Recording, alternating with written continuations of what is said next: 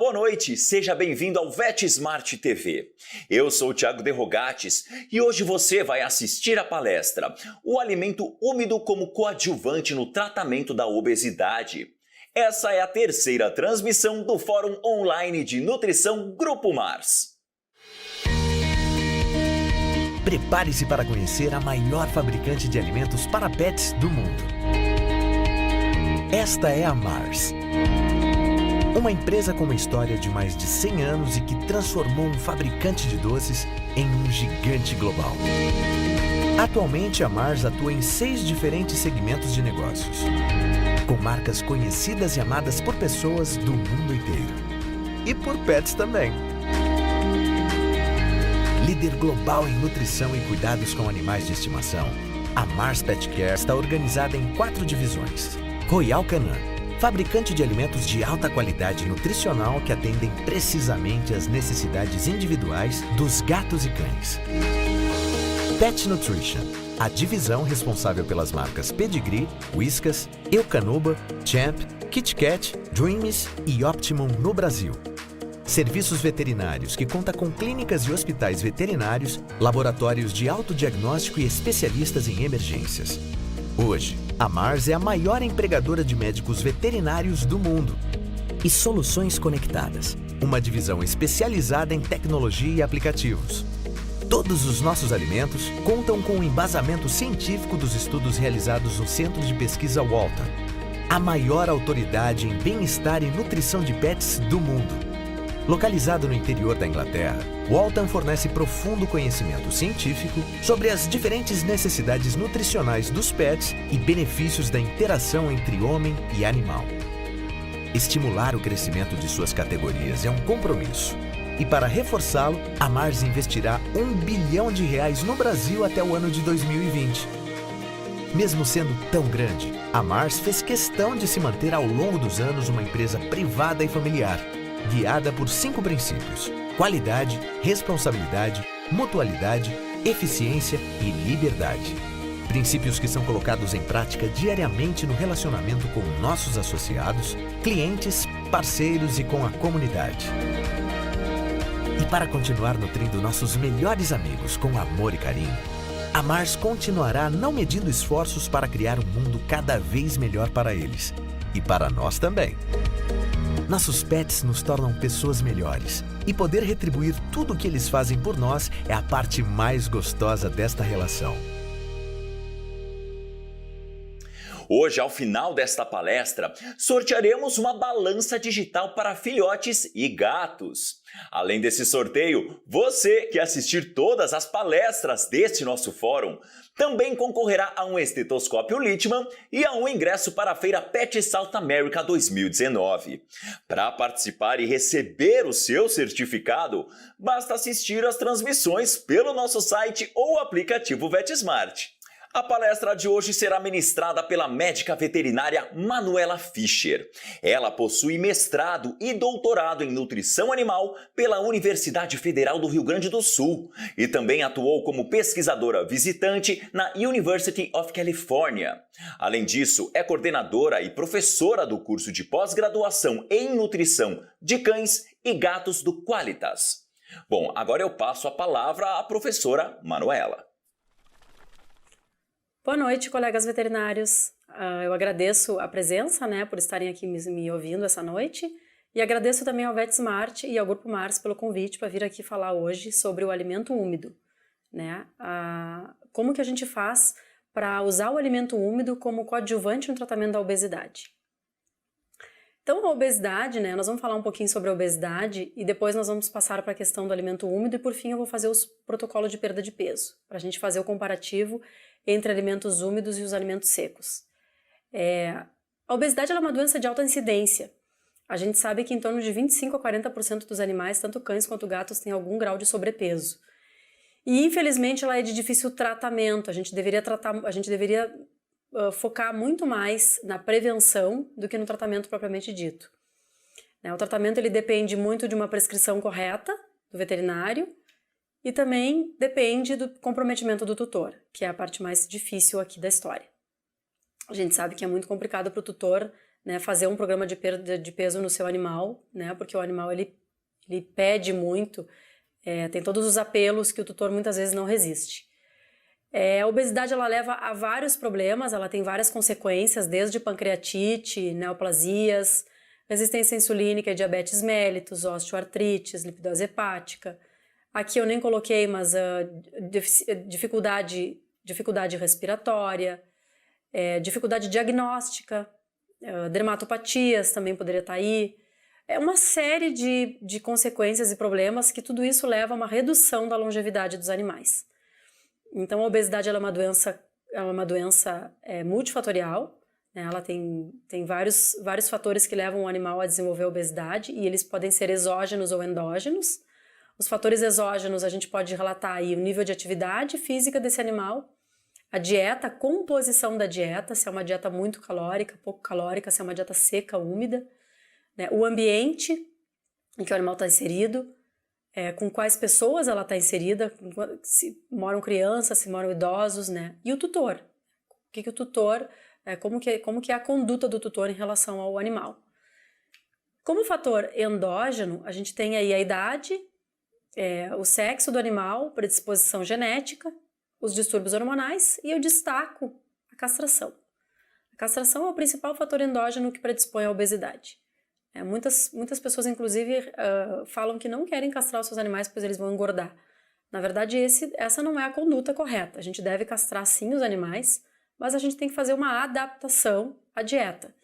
Então, aquele animal que consumia 100 gramas de alimento antes da castração, ele não deve continuar consumindo 100 gramas de alimento após a castração. Tem que consumir provavelmente 80, 75, né? Varia bastante, mas em média, 20% do metabolismo basal ele diminui após a castração.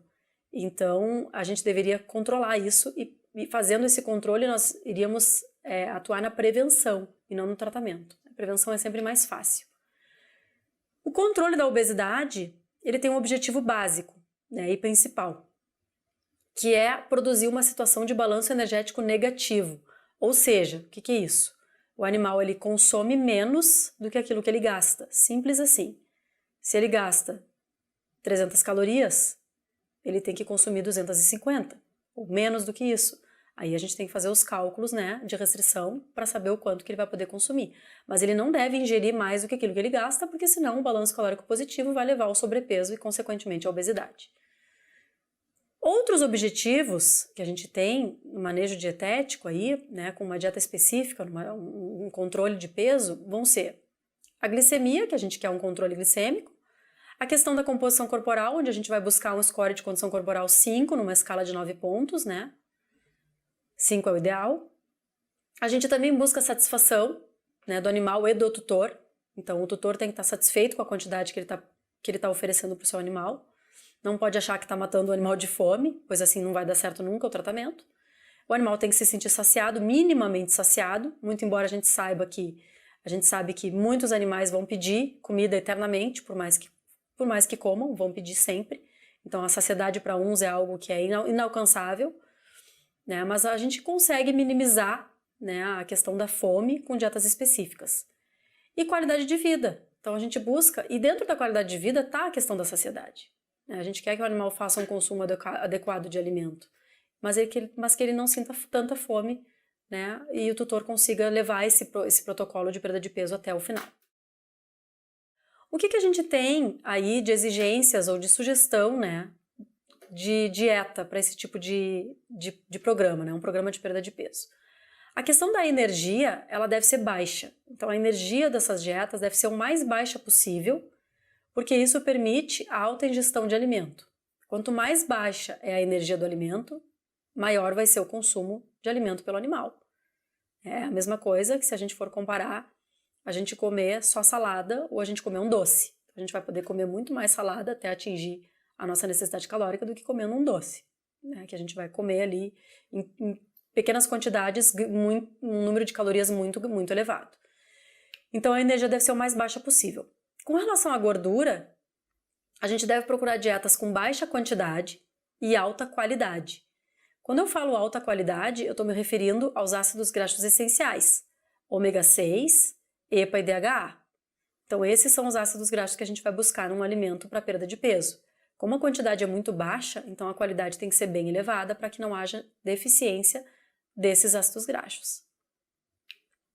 Com relação ao carboidrato, o que a gente vai buscar? A gente vai buscar baixa quantidade, né, ou um carboidrato de baixo índice glicêmico. Ou a gente vai buscar baixa quantidade de carboidrato de baixo índice glicêmico, né? Claro que dietas que são secas, a gente precisa de uma quantidade mínima de carboidrato. É difícil fazer uma dieta com tão baixo carboidrato. Então, o que se utiliza nesse tipo de dieta? Se utiliza carboidratos de baixo índice glicêmico. Geralmente a fonte de carboidrato delas é o sorgo e não o milho, né, que a gente consegue manter a glicemia do animal mais constante, né, sem os picos. Com relação aos alimentos úmidos, a gente consegue dietas com baixíssimo carboidrato, pois os alimentos úmidos naturalmente eles são baixos em carboidrato. Então essa é uma das características importantes. A gente também tem a proteína. A proteína, ela deve ser em alta quantidade, por quê? Porque já tem estudos mostrando que alta quantidade de proteína nas dietas previne a perda de massa muscular. Então a gente não tem a perda de massa muscular que acontece em animais que fazem consumo de dietas de manutenção, né? Na restrição eles acabam perdendo massa gorda, mas perdem massa magra também. E isso com dietas de alta quantidade de proteína não acontece. Previne também a lipidose hepática em gatos e previne um novo ganho de peso após o regime. Então já tem estudos mostrando que dietas com alta proteína mantêm os animais magros por mais tempo após o término do programa. Então, alta quantidade e alta qualidade. Quando eu falo qualidade, eu estou me referindo ao balanço aminoácidico. Então, dietas com aminoácidos essenciais. O que a gente vê aí no mercado? O que tem nas rações com relação à proteína? A gente encontra rações com 30%, 35% para cães, 40% e poucos por cento de proteína para gatos. Então, é claro que a gente está submetendo o animal a uma restrição. E quando a gente restringe calorias, a gente restringe todo o resto. Né? A gente alimenta um animal, por exemplo, com 10 quilos, mas a gente alimenta apenas 8, porque a gente quer que ele perca 2. Então, esse animal vai ter restrição. Se eu não aumentar a proteína, ele vai ter uma deficiência proteica, ele pode desenvolver uma deficiência proteica. Então, é importante a gente fornecer dietas de alta quantidade de proteína. A questão da fibra também é muito importante na dieta para perda de peso. Né? É uma das características mais importantes. Tem que ter bastante fibra, em alta quantidade. A alta quantidade da fibra vai promover saciedade, diluição calórica da ração, prevenção de fecalomas e também o controle glicêmico, tão importante. Essas fibras, a sugestão é que elas sejam mistas. Quando eu falo mistas, eu estou me referindo a fibras solúveis e insolúveis. Vamos fazer um breve resumo aqui, né, do que são fibras solúveis e insolúveis. As fibras elas são divididas nessas duas classificações e também quanto à fermentabilidade. Então, as solúveis são as pectinas, as gomas, as mucilagens, a hemicelulose. E fibras insolúveis são aquelas celulose, hemicelulose também e lignina. Com relação à fermentabilidade, nós temos alta fermentabilidade, e aqui a gente pode chamar a atenção da pectina e da goma guar. A gente tem moderada fermentabilidade, quem está aqui é a polpa de beterraba, tão famosa e tão utilizada pelas rações, o farelo de arroz e a goma arábica. E de baixa fermentabilidade é a celulose, o farelo de trigo e a fibra de cana-de-açúcar. Aqui eu coloquei as mais comuns, as mais conhecidas, mas existem outras fibras, né, de variadas fermentabilidades.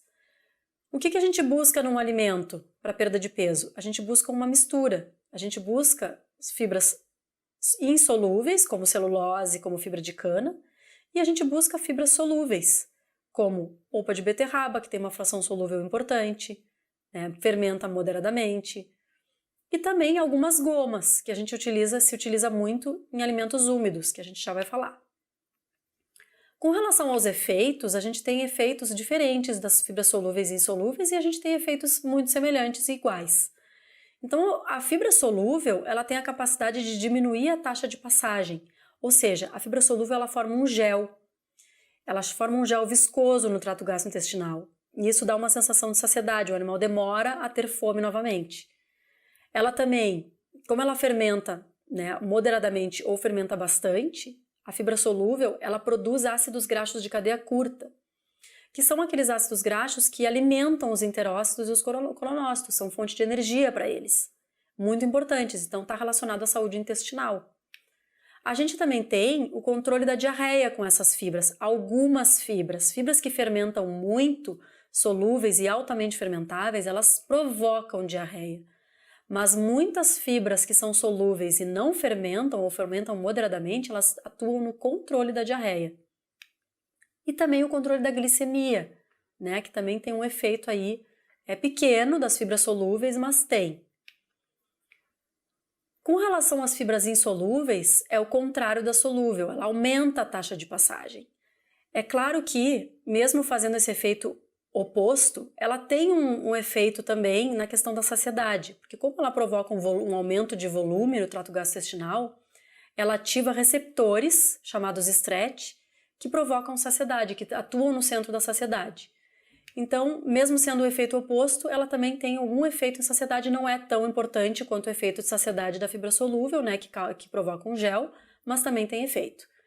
Ainda, as fibras insolúveis, elas retêm água, aumentando o peso e o volume das fezes. Elas, em função do atrito que elas provocam na mucosa, elas renovam essa mucosa, protegendo ela de infecções. Diminui a digestibilidade, o que muitas vezes é ruim, quando a gente não quer que a digestibilidade seja reduzida, né? Em filhotes, em idosos, em animais convalescentes, mas aqui no caso de um animal que está fazendo o programa de perda de peso, um animal obeso, eu quero diminuição da digestibilidade. Então é algo que é favorável, né? Vai ser benéfico. E também controle da diarreia. Aí sim, as fibras insolúveis têm uma capacidade mais importante ou maior do que as fibras solúveis no controle da diarreia. E também as fibras insolúveis controlam a glicemia. Então a glicemia ela está bem no centro, bem no meio, porque ela é comum aos dois tipos de fibra. Então vejam como as fibras elas têm muitos efeitos, né? E elas têm efeitos que são saudáveis para o animal. Então enquanto a gente tem ali a questão da saúde intestinal da fibra solúvel, de produzir ácido graxo de cadeia curta, a gente tem a questão do controle da diarreia, do controle da glicemia, que as fibras insolúveis fazem muito bem. Então, quando a gente faz a mistura dessas fibras numa dieta para cão e gato, que a gente está incluindo muita fibra, a gente tem vários efeitos benéficos, né? E a gente também pode falar que a gente está promovendo saúde intestinal, porque a gente está usando fibras que são favoráveis à saúde intestinal. Então, sempre busquem nos rótulos rações, né? Busquem nos ingredientes as fibras mistas, né? Vai ser melhor do que ter só um tipo de fibra ou outro tipo de fibra. Se uma ração tem só fibra solúvel, o que não acontece, mas digamos que tivesse, provavelmente o animal teria flatulência, teria dor abdominal, produziria muito gás. Né? Não é legal, porque as fibras solúveis tendem a fermentar. Já fibras insolúveis, elas podem estar em maior quantidade, elas podem e geralmente estão em maior quantidade. Então, que são a celulose e a fibra de cana principalmente, e o farelo de trigo que está presente em várias dietas, desde as econômicas até a super premium, né? Mas aí fibra de cana, celulose, a gente já vê em dietas mais superiores. Então busquem esse tipo de informação no rótulo, porque é interessante a gente buscar conhecer as fibras que estão presentes no alimento que a gente escolheu para o nosso paciente ou para o nosso animal. Bom, e aí fica a pergunta, por que utilizar o alimento úmido? Né? Ou em que momento a gente vai utilizar e por quê? Primeiro a gente tem que conhecer o alimento úmido. Alimento úmido são aqueles que contêm altos teores de água, como o nome já sugere. A gente encontra, geralmente, esses alimentos em sachês ou em latas.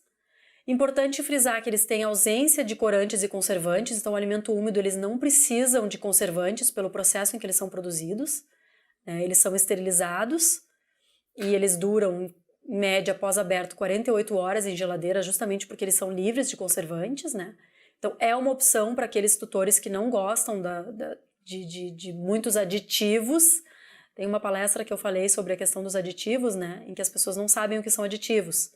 Aditivos é tudo aquilo que a gente adiciona de forma intencional, que não necessariamente é para nutrir, mas é para agregar algum valor ao produto, né? Algum benefício ou alguma característica. Então, os aditivos podem ser os corantes e os conservantes, mas também podem ser os prebióticos, os probióticos, os nutracêuticos em geral. E é importante frisar que os alimentos úmidos, na sua grande maioria, importante isso, na sua grande maioria, eles são completos e balanceados. Então, por que eu falo grande maioria? Porque existe no mercado eu tenho na minha conta 2 produtos que não são completos e balanceados, que são petisco úmido. Então, eles servem somente como petiscos, né? Eles não podem substituir o alimento completo.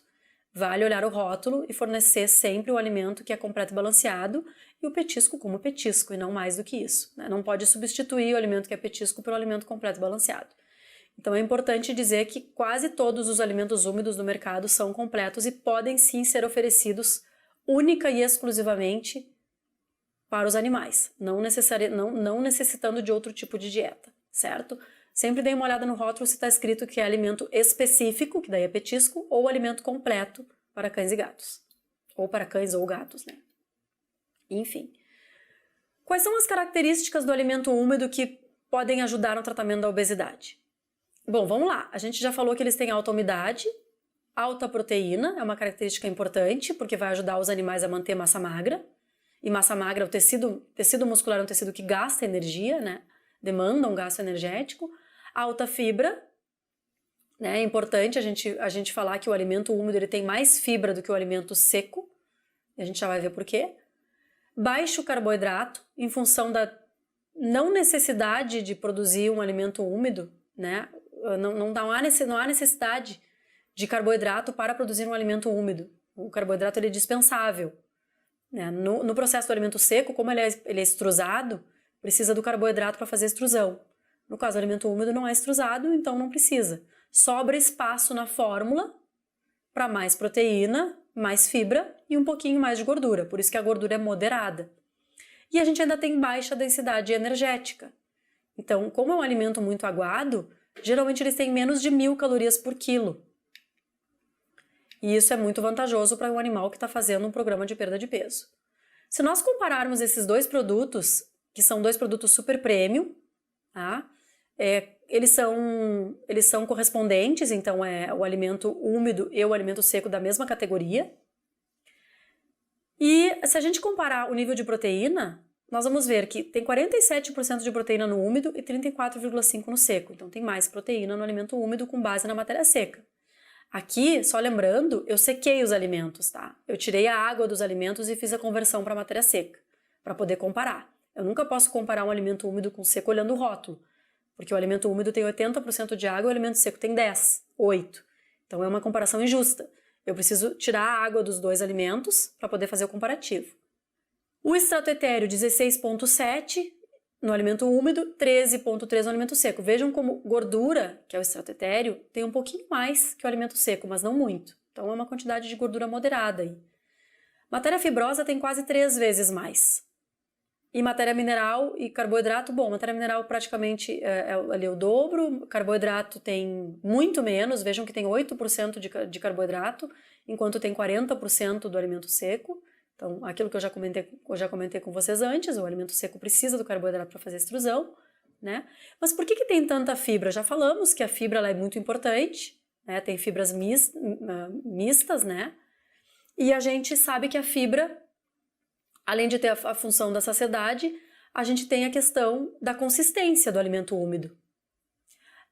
Quando a gente abre um alimento úmido, vocês já devem ter notado que tem, muitas pessoas acham que é gordura, tem uma goma, tem como se fosse um gel. Aquilo ali são as gomas mesmo, é a goma xantana, goma guar, que vai ali no produto para dar a liga, para dar consistência, para dar aquela característica do alimento úmido.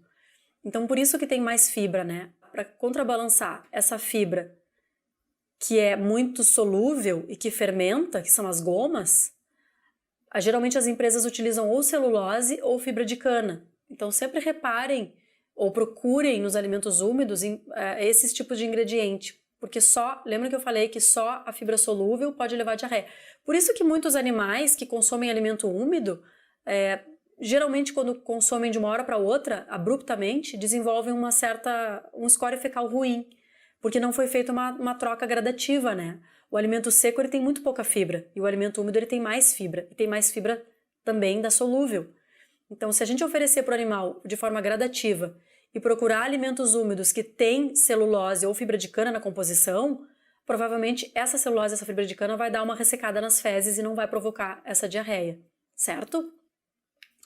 Bom, Então agora a gente vai para o protocolo de perda de peso, né, para a gente mostrar, para eu conseguir mostrar para vocês como que na prática o alimento úmido ele pode ser utilizado como coadjuvante no tratamento da obesidade e por que ele é até melhor do que utilizar outras dietas, né, porque quais são as vantagens dele. Então, numa primeira etapa de perda de peso, a gente vai estipular aí 20% do peso corporal como uma meta. Por mais que o animal seja muito gordo, esteja muito obeso, como esse poodle, paciente meu, com score de condição corporal 9, numa escala de 1 a 9, tinha 24 quilos, deveria pesar 8, eu não posso ir de 24 quilos para 8 de uma vez. Eu preciso de 24 quilos, perder 20%, depois perder mais 20% e assim por diante. Então, a primeira etapa, a gente vai fazer uma redução de 20% do peso corporal. A restrição que a gente coloca para cães e para gatos é da seguinte forma. Quando a gente pensa no cálculo de mantença, para o animal manter o seu peso, a gente usa a fórmula que é o peso atual, eleva a 0,75, que é o expoente do cálculo do cão, e multiplica aí uma média de 100 calorias. 95, 80, 120, 130, depende muito da atividade do animal, se ele é castrado ou se ele é inteiro. Né? Mas o grau de atividade e se é castrado ou inteiro são fatores determinantes aqui para o nosso cálculo. Eu coloquei 100 porque é uma média. Quando a gente faz a restrição, a gente vai restringir tanto o peso, porque eu vou colocar o peso meta na fórmula e não o peso atual, ou seja, se o animal tem 10 quilos, no cálculo de restrição eu vou colocar 8, que é 10 menos 20% do peso. E eu vou multiplicar não por 100, eu vou multiplicar por 70, 75, às vezes até um pouco menos, dependendo da resposta do animal. Então vejam que eu faço duas restrições na fórmula. Eu restringo o peso, porque eu vou calcular pelo peso meta e não pelo peso atual, e eu também restringo as calorias que eu vou ofertar. Para os gatos é a mesma coisa, só que a diferença é que o expoente do gato é 0,67, então eu elevo o peso atual a 0,67 e multiplico por 100 calorias para saber quanto que ele vai consumir para manter o seu peso. Para restringir, é muito semelhante com o cálculo do cão. Eu utilizo essa fórmula, existem outras na literatura, tá, que vocês podem buscar. Peso meta elevado a 0,67, multiplico por 70 calorias. Então, vamos fazer um comparativo aqui para vocês perceberem qual é a diferença de restrição calórica e restrição alimentar. Para manter o peso, o meu paciente poodle, ele deveria receber, ou seja, continuar gordo. Eu quero que ele continue gordo só para ver quanto que ele consumiria de ração. Eu faria um cálculo de necessidade de mantença. Eu elevo 24 a 0,75, porque ele pesa 24 quilos, e multiplico por 100. Ou seja, ele receberia 1.084 quilocalorias por dia. Para saber quanto que ele vai comer por dia, eu tenho que dividir essas calorias pela energia da ração. Normalmente, as rações Super Premium contêm 4.000 quilocalorias por quilo. Então, eu já dividi por 4 calorias por grama para ter o resultado em gramas. Então, 1.084 quilocalorias por dia, divididos por 4 calorias por grama, me dá 271 gramas por dia. Tudo bem, agora nós vamos fazer o cálculo de restrição para o meu paciente. Ele tem score de condição corporal 9, eu vou tirar 20%, eu vou chegar em 19,2, e a dieta que eu vou oferecer tem 2.900 quilocalorias por quilo. Então eu fiz o cálculo ali, coloquei o peso meta na fórmula, 19,2, e não os 24, que é o peso que ele tem, e multipliquei por 75 calorias, tá? Foi um fator que eu escolhi, poderia ter sido 70, poderia ter sido até 80, 65, a gente pode variar um pouco aí. Eu costumo começar com 75, 70, e conforme os retornos do paciente eu decido se tem que aumentar um pouquinho ou diminuir as calorias. Eu cheguei que ele deve receber ali, cheguei no número 688 quilocalorias ao dia. Divido pela energia metabolizável da ração, que é 2,9 quilocalorias por grama, e eu cheguei em 237 gramas ao dia. Eu saí de 271 para 237. Não parece uma restrição muito grande. Se a gente for ver o quanto de restrição calórica que eu estou fazendo nesse cálculo, vejam que ele vai sair de 1.084 quilocalorias para 688 quilocalorias. Eu estou fazendo uma restrição de mais de 60% energética aqui. Enquanto que restrição de alimento de 271 para 237, eu tenho em torno de 12% de restrição somente. Então, quando eu falo em programa de perda de peso, eu devo ter em mente, na minha cabeça, que eu vou fazer restrição calórica bem severa. Mas eu não devo fazer uma restrição alimentar severa, porque esse animal vai passar fome. O tutor não vai aderir ao tratamento. Não vai dar certo se ele ficar com fome. Então, sempre pensem que a restrição ela tem que ser de calorias. E eu devo substituir aquela ração que ela é extremamente calórica por uma ração que não é calórica, por uma ração de baixa caloria. Aqui eu utilizei um alimento seco, 2,9 quilocalorias por grama. Mas aí que entra o alimento úmido. Quando a gente utiliza o alimento úmido, eu vou para a energia metabolizável deles, é completamente diferente. Então vamos lá, o animal precisa para emagrecer 688 quilocalorias, certo? Se eu dividir por uma energia, em média aí um alimento úmido tem em torno de 800 quilocalorias por quilo, se for um alimento úmido convencional. Se for um alimento úmido para perda de peso, ele vai ter em torno de 600 calorias por quilo.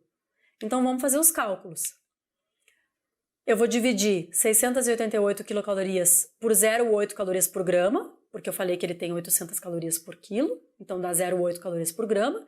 E esse animal vai poder consumir 860 gramas de alimento úmido por dia. É bem diferente daqueles 230 e poucos que eu falei lá de alimento seco, né? É muito mais, é quase 1 quilo de alimento. E se a gente for dar um alimento para perda de peso específico, tem menos calorias ainda, em torno de 600 calorias por quilo. Eu dividi 688 por 0,6 e eu cheguei em 1.147 gramas por dia, ou seja, mais de 1 quilo de ração úmida por dia para esse animal. Ora, ele vai ficar com fome, ou ele vai pedir mais comida, comendo 1 quilo, comendo quase 1 quilo, ou comendo 230 e pouco de ração seca?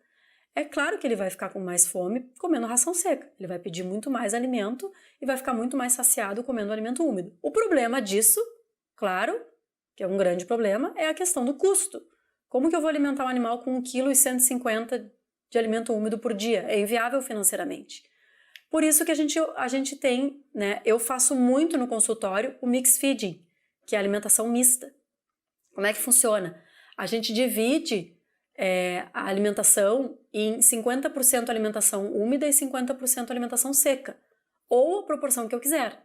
75% seca, 25% úmida, que também muitas empresas recomendam, não importa, o quanto o bolso permitir. Na verdade, quanto mais alimento úmido, mais saciado o animal vai ficar com aquela alimentação.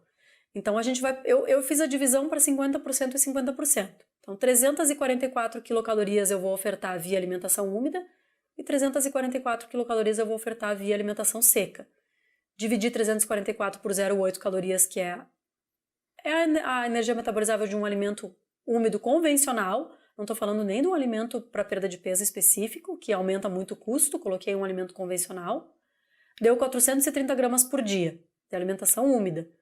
E quando a gente faz a divisão dos 344 por 2,9, dá aí em torno de 119, 120 gramas ao dia de alimento seco. Dessa forma, o animal vai consumir aí 550 gramas de alimento dia, ele vai ficar muito mais saciado, né, do que se ele fizesse consumo somente de ração seca. Então, sempre que a gente puder introduzir o alimento úmido numa dieta para perda de peso, a gente vai ter um bom resultado. Melhor resultado do que dar somente o alimento seco, independente da proporção. Claro que quanto mais alimento úmido, melhor, certo? Porque a gente oferece muito mais volume de comida para esse paciente. O tutor, ele vê o pote cheio e é isso que ele quer. Ele quer entender que o seu animal está emagrecendo, mas ele não está passando fome. Ele não quer ver isso. Então, se o animal pede comida mesmo depois de comer, o tutor sabendo que ele ofereceu bastante, que o volume era grande, ele recusa, ele nega. Ele diz, eu não vou te dar porque tu já comeu bastante. Agora, se ele dá pouquinho, ele está com pena. E o animal pede, ele acaba dando. Ele não resiste, porque ele sabe e ele está culpado de estar fazendo aquele processo, né, de estar fazendo o animal sentir fome. Então, ajuda o tutor e ajuda o animal. Com relação a petisco, que muitas pessoas perguntam, o quanto que a gente pode dar de petisco? E aqui poderia entrar o alimento úmido, né, o petisco. Então, até 10% da necessidade energética pode ser oferecido na forma de petisco. Então, por exemplo, se eu tenho um cão com 10 quilos e o peso meta dele é 8, eu vou calcular o quanto que ele precisa receber por dia em calorias, eu elevo o 8 a 0,75, multiplico por 75 calorias, e eu vou chegar em 357 quilocalorias por dia. 10% disso eu posso dar na forma de petisco, ou seja, 35,7 quilocalorias por dia. O resto, que é 90%, eu vou dar via ração. Vou escolher a ração que eu quiser. Pode ser uma ração de baixa caloria ou um alimento úmido, né, para favorecer o consumo. O que é importante aqui? Poucos são os petiscos do mercado que vêm com a caloria declarada. Então acaba que, muitas vezes na prática, eu utilizo petiscos humanos ou petiscos que vêm no rótulo declarado de energia metabolizável. É claro que eu também sei calcular a energia metabolizável, então eu também faço isso. Quando eu falo em petiscos humanos, geralmente é cenoura, chuchu e abobrinha, tá? Mas muitos animais não gostam ou não fazem tanta questão quanto um petisco industrializado. Então eu vou para aqueles palitinhos, petiscos, bifinhos, faço o cálculo, vejo quanto que tem de energia, ou a gente pode ligar para a empresa, perguntar qual é a energia do alimento, e a gente consegue calcular o quanto que o animal pode consumir por dia, certo? Então nunca passar dos 10%. Lembrem-se que é um animal que está em restrição, ele está comendo menos do que ele precisa para se manter, porque a gente quer que ele perca peso, e se a gente der muito mais petisco, ele vai deixar de comer o alimento que a gente vai dar muito petisco e a gente vai acabar diminuindo o percentual de alimento completo. E a gente pode causar deficiência no paciente. Então, muito cuidado com isso. É 10% no máximo. De preferência, não usar petisco, a não ser que o proprietário faça muita questão, né? Às vezes tem um consumo de um petisco específico para saúde oral, que auxilia, ok. Mas aí a gente faz o cálculo e define quantas vezes ele pode comer, quantos, e se é todo dia, se é uma vez, um dia sim, um dia não. Tem que fazer os cálculos. O programa de perda de peso dá certo quando a gente faz os cálculos das calorias. O animal tem que comer exatamente aquilo que ele precisa comer. Se passa um pouco, a pessoa dá uma fatia de queijo, dá um petisco a mais, já dá problema, já não dá certo. E outra coisa que a gente deve orientar o tutor é com relação à perda esperada semanal. Porque é muito chato e muito difícil para o tutor saber se o animal está perdendo peso, se está certo, se está errado, se ele está indo bem, quanto que deveria perder, quanto que não deveria. Então a gente tem que orientar já na consulta, né, que o animal deve perder de 1 a 2% por semana do seu peso, se ele for um cão, e 0,5 a 1% por semana se ele for um gato. Então eu trouxe um exemplo de um gato com 9 quilos, que o peso meta vai ser 7,65, 7,650 kg. Eu calculei aí 15% de redução. Vejam só como 15% de redução leva bastante tempo, especialmente para gato que demora para perder peso. 0,5 a 1% por semana corresponde a 45,90 gramas, né, de um gato com 9 quilos. Então, se ele perder 1% por semana, ele vai atingir o peso meta em 15 semanas, vai ter perdido 15%. Se ele perder 0,5% por semana, ele vai atingir o peso meta em 30 semanas. E se ele perder 0,25% por semana, o animal vai atingir o peso meta em 60 semanas. Ou seja, para perder 1,350 kg, o animal vai levar mais de um ano se ele estiver ali, né, na última situação, que é 0,25% por semana. Pessoal, essa é a minha realidade. A minha realidade com gatos domiciliados é 0,25% por semana. Dificilmente eu tenho um gato que perde 0,5%. 1% por semana só os meus gatos no meu experimento de doutorado, em que eles estavam no gatil e que estava tudo sob controle. Aí eles perderam 1% por semana. Fora isso, gatos domiciliados é 0,25%, no máximo 0,30, 0,35. Nem 0,5 a gente consegue direito. Então é bem complicado fazer programa de perda de peso em gato. Já cães, a minha média é 0,85, 0,82% por semana. Não chega a 1%. E por que não chega? Porque o tutor não faz exatamente o que a gente diz, que a gente orienta. Então, não leva para passear, dá comida a mais, dá a própria ração a mais, dá petisco. Alguém boicota o programa de perda de peso, tem o churrasco do final de semana, tem vários problemas. E em canil e em gatil é completamente diferente, porque é tudo, né, controlado. Então, a gente consegue esses níveis de 1, 2% por semana, 0,5 a 1% para gato. Então, eu coloquei ali em negrito na apresentação 1% e 0,5% porque são os números mais factíveis, mais possíveis da gente alcançar. Muito embora eu digo para vocês que mesmo com bastante experiência em tratamento de obesidade, eu não consigo chegar, na grande maioria dos meus pacientes, claro que muitos chegam a mais do que 1%, mas a minha média de cães é 0,82, 0,85 e de gatos 0,30, 0,35 no máximo, tá? 0,25 acaba sendo aí mais ou menos a média. Então é muito demorado. Poucos são os pacientes que iniciam o programa de perda de peso gatos, né, os pacientes felinos, e que vão até o final, porque o proprietário acaba desistindo no meio do caminho. Mas é sempre bom a gente alertar que é um processo demorado, porque assim há uma tendência do tutor se comprometer mais. Ele sabe que é demorado mesmo se ele fizer tudo certo. Então imagina se ele não fizer, ele acaba se comprometendo e ele acaba tendo um desafio. Eu tenho que chegar em 0,5% por semana. Então ele acaba tendo esse objetivo de fazer o animal perder 0,5% por semana. Agora, se a gente não diz nada, ele não sabe quanto que tem que perder, não sabe se está indo bem, se não está indo bem, acaba que o comprometimento não é tão elevado. Com relação ao acompanhamento, a gente tem que acompanhar esse paciente a cada 3, 4 semanas para pesagem, né? Eu sempre peço retornos a cada 4 semanas atualmente. É difícil o proprietário que consegue voltar a cada 3 semanas. Eles conseguem mais uma vez por mês, né? Geralmente tem que fazer pacotes, planos, porque eles não querem pagar a consulta também toda vez que eles voltam. Então eu sempre aconselho, quando for atender um animal obeso, faz um pacote e aí o proprietário já paga na primeira consulta e a gente vai atendendo e vai acompanhando. É bom para nós, porque a gente tem o retorno do paciente, a gente consegue o objetivo que é fazer o animal emagrecer e é bom para o animal que ele vai emagrecer.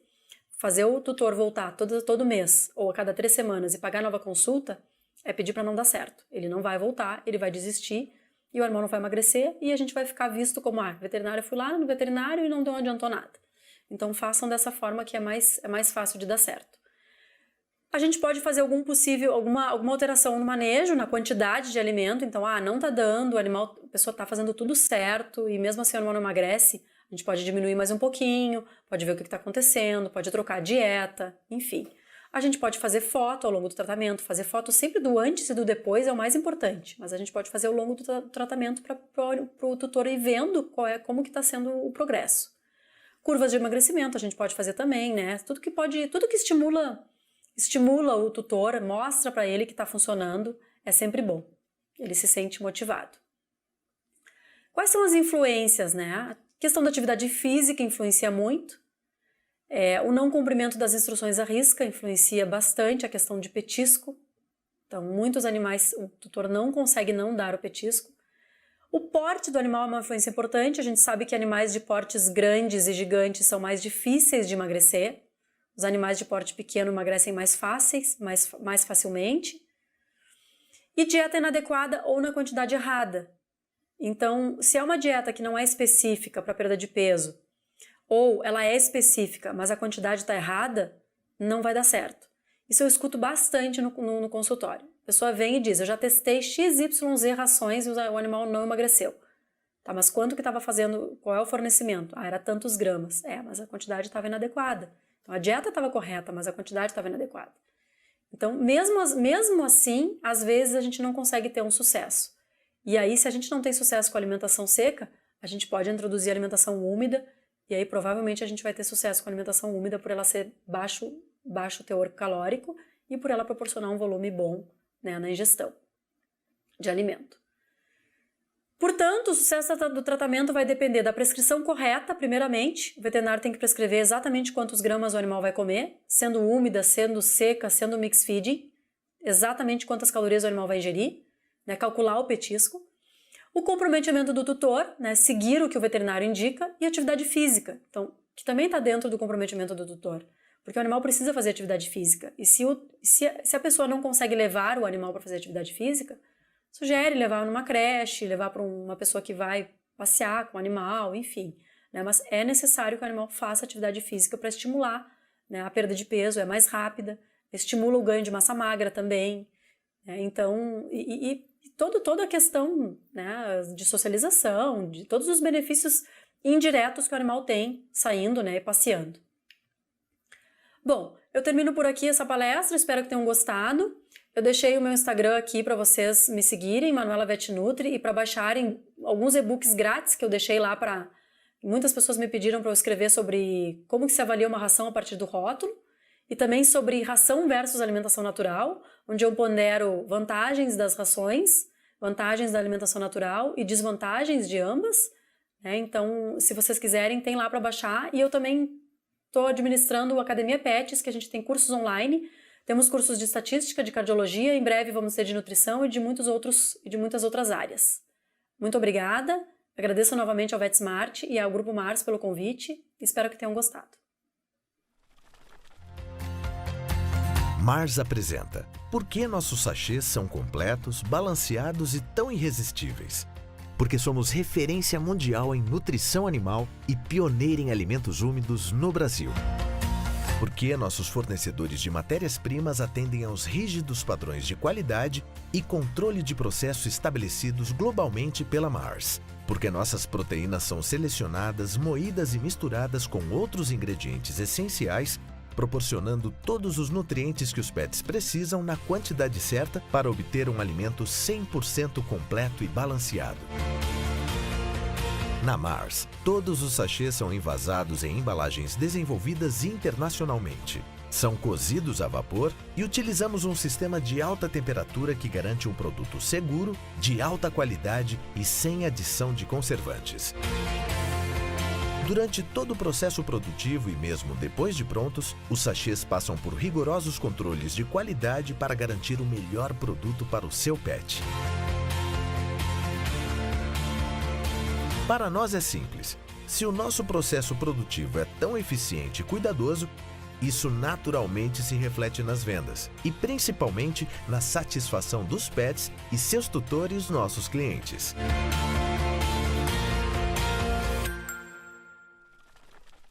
Bom, agora chegou o momento de conhecermos o sorteado que levará para casa a balança digital para filhotes e gatos. O premiado vai aparecer agora lá no nosso site. Confira! Nós finalizamos hoje por aqui. Eu espero que o nosso conteúdo tenha sido de muita relevância para a rotina dos nossos colegas médicos veterinários por todo o Brasil. Eu agradeço em nome do VetSmart e do Grupo Mars. Bom, até a próxima palestra com o tema Doença periodontal, tratar e prevenir, que será ministrada pelo médico veterinário Marcelo Rosa. Tchau, tchau, até lá!